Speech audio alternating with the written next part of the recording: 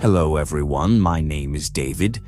Today we are going to take a look at another horrible case with you. There are numerous murder cases around the world where it has never been clearly determined who the killer is. Such cases leave behind many unanswered questions and force us to wonder why, despite having access to vast intelligence, the police still fail to catch the culprit. Today's case is one such mystery. It took place 12 years ago, yet to this day no one has been able to unravel the enigma surrounding that death. The Indian state of Odisha, a land known for its ancient temples, vibrant traditions, and serene beaches, was where a girl named Bidushi Dash was born in 1989. From her school days, Bidushi was an avid television watcher, spending hours watching movies and TV shows. It was through this that she developed a dream of working in modeling and films. Because of this passion, she actively participated in modeling competitions at her school. Soon after, at a very young age, Bidushi made the bold decision to leave her home, driven by the ambition of making a name for herself in the South Indian film industry. At that time, South Indian films were rapidly gaining popularity across the world. This motivated Bidushi to move to Chennai, the capital of the South Indian state of Tamil Nadu, where she decided to settle.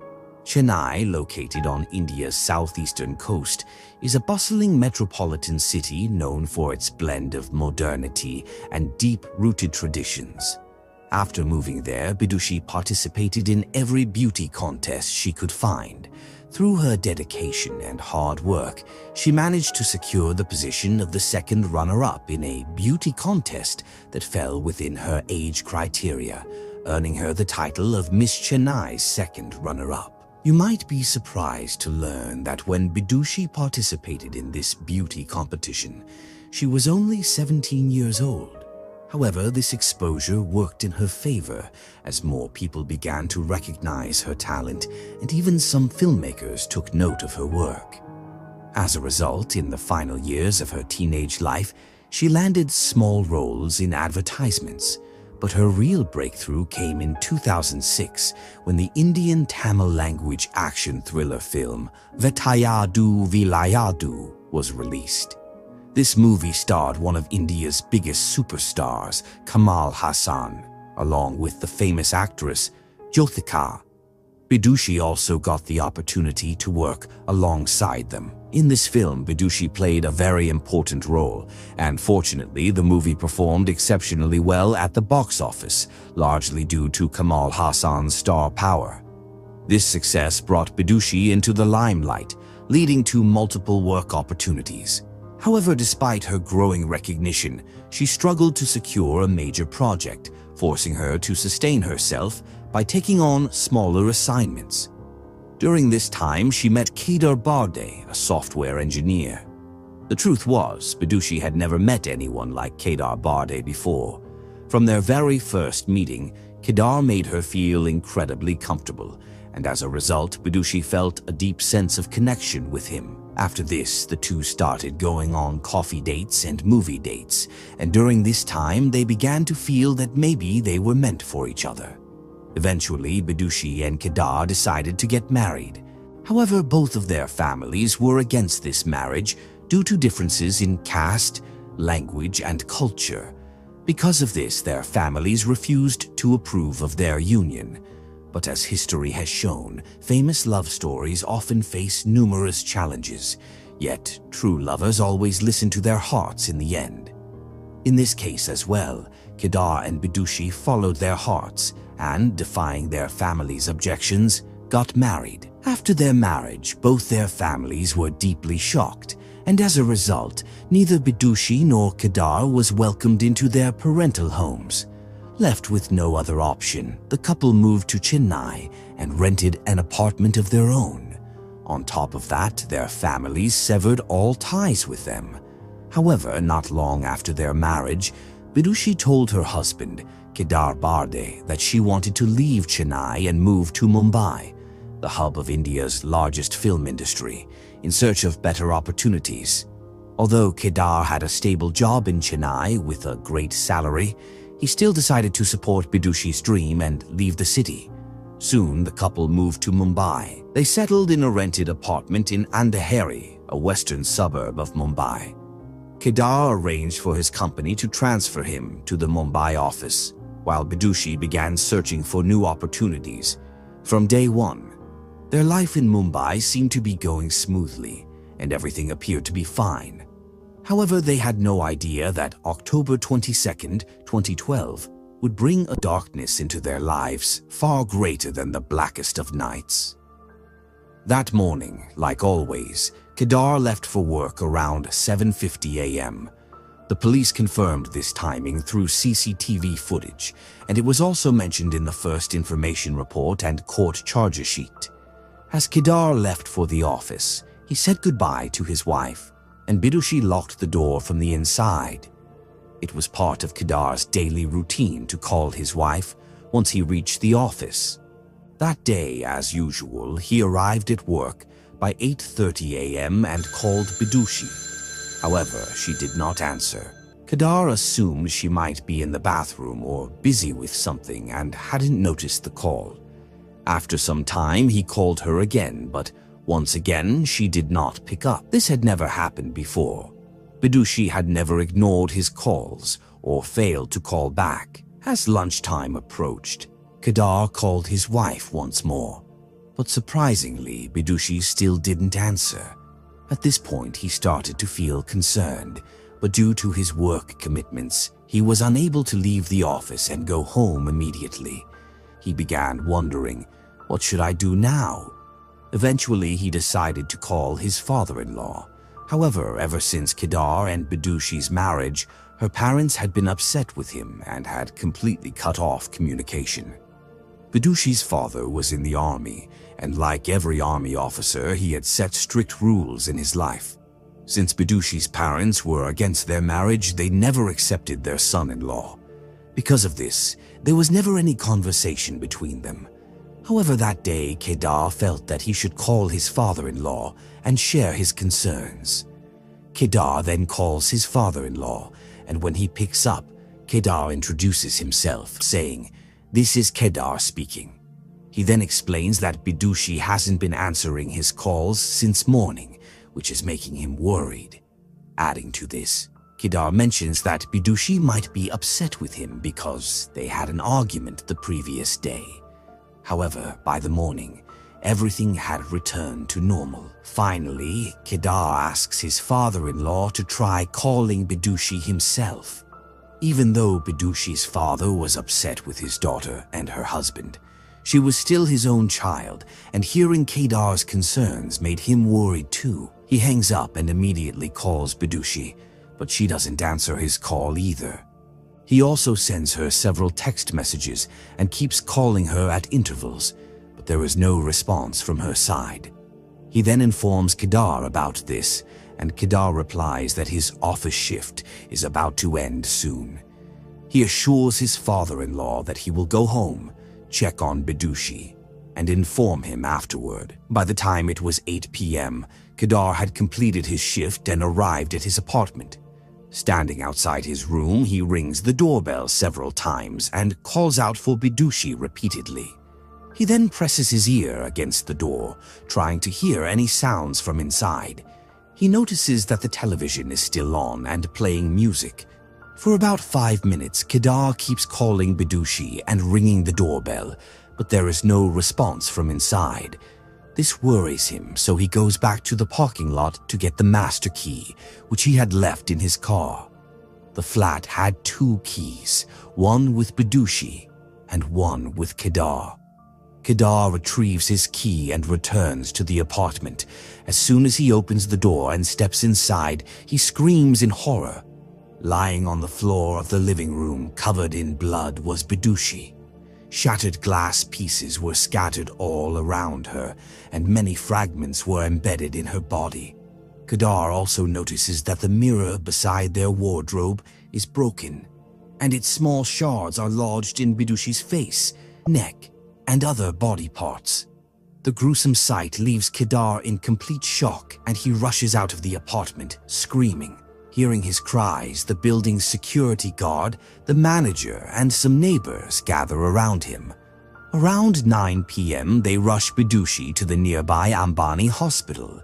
However, the doctors declare her dead even before admitting her, as she had already lost a significant amount of blood. Since no one knew how Bidushi had died, Kedar had no choice but to inform the police. When the police team arrives, they assess the crime scene and listen to Kedar's statement before immediately calling forensic experts to the scene. The forensic team thoroughly investigates every corner of the apartment, searching for clues. However, they come up empty-handed. There is no evidence pointing to the cause of Bidushi's murder. On the other hand, the police had sent Bidushi's dead body to the hospital for a post-mortem and were now waiting for the report. Meanwhile, they had already recorded the statements of Bidushi's parents, Kedar's in-laws, as well as Kedar himself. In addition, the police checked Bidushi's call detail records and discovered that on the day of the incident, October 22nd, 2012, she had received a total of 80 calls and more than 250 messages. According to an investigating officer, most of these messages were from model coordinators, actresses, directors, producers, and some of her relatives. Among these messages, one stood out.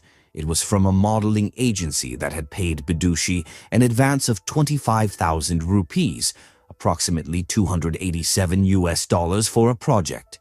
However, the deal was cancelled at the last moment, and in the message, the agency was demanding their 25,000 rupees back. Initially, the police also suspected Kedar, which is why they went to his office to verify whether he was actually there that day. At the office, Kedar's company confirmed that he had arrived at work at 8 a.m. and stayed until 8 p.m. Additionally, the security guard at his apartment told the police that he had personally seen Kedar leave for work in the morning and return in the evening. Once again, the police were faced with a major question mark in their investigation. Now, they had no other option but to wait for the post-mortem report. However, they received Bidushi's post-mortem report just 2 days after her death, on October the 24th, 2012. The report revealed that Bidushi had died due to a deep cut on her neck caused by a sharp object, which led to excessive blood loss. However, the report did not specify the exact time of death. It only estimated that she had died within a 4 to 6 hour window. Despite this, based on the findings of the post-mortem report, the police officially registered a murder case and began investigating this angle. During the investigation, some things became entirely clear to the police. When Kedar left for his office on the morning of October the 22nd, Bidushi was alone at home. Furthermore, after Kedar left, no one entered their house, and Bidushi had locked the door from the inside. Given these facts, the police initially suspected Kedar because he was the first person to find Bidushi dead. As a result, they interrogated him strictly, but Kedar kept repeating the same story. This led the police to dig deeper into Bidushi and Kedar's relationship, and they uncovered some new information. It turned out that everything had been fine between them after their marriage. However, when Bidushi insisted that they move from Chennai to Mumbai, the couple had a long-standing disagreement. Kedar was content with his stable job in Chennai and was well aware that relocating to a new city would disrupt their entire lifestyle. On the other hand, Bidushi was determined to try her luck in Mumbai. Since it wasn't possible for Bidushi to move alone while Kedar stayed behind in Chennai, their only options were either to shift to Mumbai together or stay in Chennai. Now, due to all these factors, the police start suspecting Kedar. For the officers, Kedar becomes the #1 suspect, so they interrogate him. They ask him about his relationship with his wife, Bidushi. During this questioning, an unexpected revelation comes to light. Kedar tells the police that everything was fine after their marriage. However, after some time, Bidushi decided to move from Chennai to Mumbai. But there were many differences between them because Kedar was working for a reputed company in Chennai as a software engineer. Meanwhile, Bidushi wanted to explore other opportunities and eventually move to Mumbai. In fact, Bidushi wanted both of them to settle in Mumbai because she wasn't comfortable with the idea of living there alone while her husband remained in Chennai. The reality is that the film industry is quite unpredictable. Achieving success is difficult, but maintaining it is even harder. On the other hand, when someone doesn't achieve success, it can lead to immense negativity. Bidushi was going through something similar. She felt that even after working in a film with India's superstar Kamal Hassan, her career wasn't progressing. Because of this, she fell into depression and was also diagnosed with diabetes. Despite these struggles, she and Kedar moved to Mumbai and started living together there. While living in Mumbai, Bidushi continued her diabetes medication and was also undergoing psychiatric treatment. The police knew that the couple had married against their family's wishes, but there was no solid clue, proof, or evidence to confirm that Kedar was the murderer. On October 22nd, Kedar was present at another location, but the police still suspected him. One lingering question remained. Although Kedar left home at 8 a.m., what if he committed the murder before leaving? The post-mortem report also didn't determine the exact time of Bidushi's death. However, forensic analysis concluded that she died sometime between 6 a.m. and 12 p.m. After all this, the police spoke to Bidushi's parents and psychiatrist. Everything the psychiatrist revealed was true, yet the police still found no solid proof against Kedar. They were left with the same unanswered question. Who was Bidushi's killer and how did she die? The police decided to interrogate the apartment residents again, and everyone gave their statements. That's when a woman told the police that on the afternoon of October the 22nd, she had seen an unknown man entering Bidushi's home. When asked why she was revealing this so late, the woman explained that she had been out of Mumbai since the incident. She added that after returning, she remembered seeing someone enter Bidushi's house that day. After hearing her statement, the police checked the CCTV cameras installed outside Kedar and Bidushi's apartment. Strangely, the footage did not show any unknown person entering the house at the time mentioned by the woman. Despite this, she stood by her statement, but the police found no electronic evidence to support it. Even though they investigated this angle, they couldn't find any proof for days. The police could only keep Kedar under suspicion and interrogate him for so long. Eventually, when they became convinced of his innocence, they officially cleared him of any involvement in the case. After this, the police once again reflected on the case, reviewing crime scene photos, technical evidence, and the post-mortem report together. When they did so, a new perspective emerged. It was revealed that the drawing room where Bidushi's body was found had a cupboard with a glass door. The police had already noticed at the crime scene that shards from this glass door were embedded in Bidushi's body. However, what was surprising was that when forensic experts examined the crime scene, they did not find any unknown fingerprints on the cupboard, nor was there a single drop of blood on it. This was puzzling for the police because the cupboard was still in its place, just as it should have been. However, its glass was broken, and the shattered pieces had fallen to the floor where Bidushi's body was found. Multiple shards were embedded in her body, which ultimately caused her death. The post-mortem also confirmed that excessive bleeding was the cause of death. But the strange part was how the glass from the cupboard ended up piercing different parts of Bidushi's body, especially when there was a deep cut on her neck. This prompted the police to seek opinions from forensic experts and some doctors. The police's theory was that Bidushi's blood pressure would spike due to diabetes, and she was also undergoing treatment from a psychiatrist for depression. Kedar had even mentioned that Bidushi would sometimes faint because of these conditions. Based on this, the police theorized that while she was home alone, she went to the cupboard to retrieve something.